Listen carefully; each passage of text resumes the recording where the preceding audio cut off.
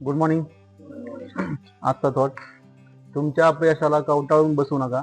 अपयशापासून शिका आणि पुन्हा सुरुवात करा. आता प्रत्येकाच्या आयुष्यामध्ये खूप सारे फेजेस येत असतात. तसंच आपण कॉलेज किंवा शाळा शिकत असताना इन्फिनिटी वगैरे पाहिलं असेल लोकांनी. सगळ्यांनी पाहिलंच असेल की इन्फिनिटी म्हणजे काय, कधी न संपणार, इनफायनाईट. तर त्या डायग्राममध्ये काहीतरी लिहिलेलं आहे, बरोबर. पहिल्यांदा तुम्ही ट्राय करणार, तुम्ही फेल होणार. फेल होऊन परत जर तुम्ही ट्राय केलं तर सक्सेस 100% भेटेल.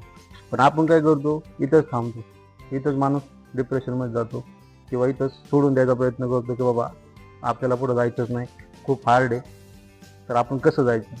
पण इथंच जर तुम्ही हे फेल का झालो हे जर शिकला आणि जर इथं उठून परत जर ट्राय केलं तर 100% तुम्ही इथं गेल्याशिवाय राहणार नाही. तर सांगण्याचं तात्पर्य हेच आहे की आपण काय करतो, एखादं समजा अपयश आलंय माणसाला, एखाद्या ठिकाणी समजा एक्झाम असेल, कोणत्या गोष्टी असतील, तर त्या ठिकाणी गेल्यानंतर कधी कधी अपयश येतं.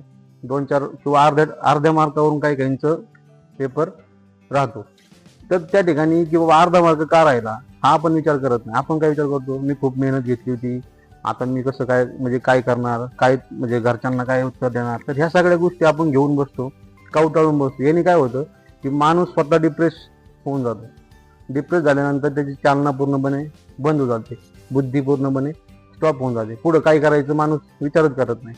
तर त्याच ठिकाणी की बाबा आपण हे असं जे एक्झाम दिलेली आहे त्याच्यामध्ये कमी का पडलोय, कुठं आपण कमी राहिलेलो आहे, त्याच्यावरती जर माणसाने 100% वर्किंग केलं, लूप होल शोधण्याचा जर प्रयत्न केला, तर आपण तिथून उठून परत दुसरी एक्झाम, दुसरं अटेम्प्ट जर ट्राय केलं तर ते आपल्याला अचीव होणार आहे. पण तिथंच थांबायचं नाही, काहीतरी नवीन नवीन शिकण्याचा प्रयत्न करायचा.